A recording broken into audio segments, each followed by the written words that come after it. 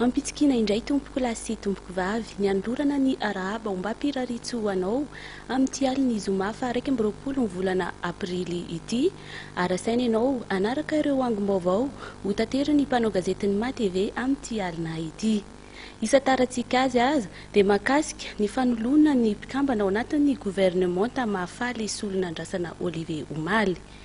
Tsy niandrela fa avy hatrany dia naneho ny hevindreo mpanao politika malagasy taoriana nyity fanoloana ny mpikambana vitsivitsy tao anatin'ity gouvernemanta mahafaly ity ho an'ny Victor Wong filompanorina ny OFPACPA tsy manova zavatra ity fanovana ity.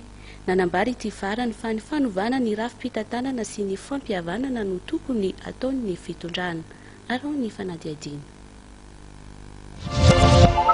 Tsy mampiova ninina eto amin'ny firenena ny fanovana ny mpikambana ao anatin'ny gouvernemanta mahafaly solon'andrasana araka ny hevitry ny filompanorina ny OFPACPA Victor Wong.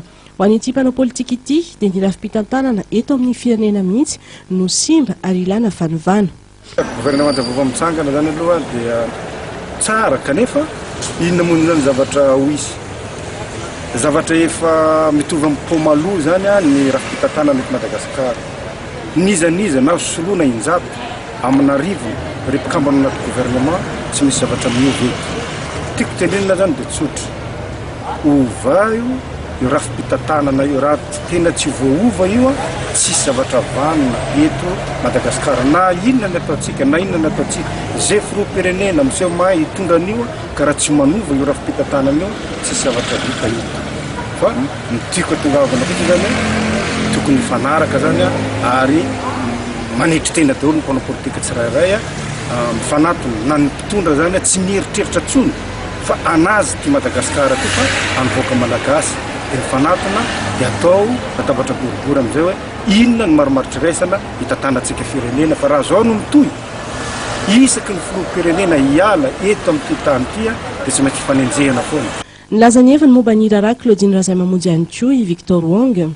Lasa lavitra be io affaire Claudine zany tsy hoe voazao io fa hatrany amin'ny transition efa nafantatra ny dikan'izany zany large be zany ny fanadihadina amin'ny renareo efa nanodikodim-bola dia nanodikodim-bola ataoana moa zany fa anjaran'ny fitsarana mitaky sy manao an'izany rehetrarehetra zany satria raha ohatra misy atao ohatran'ireny misy koa zany atao mitovy daholo zany le malagasy rehetrarehetra eto Madagasikara zay avy amin'ny zavatra ohatran'io no mahatonga atiziram-bahoaka.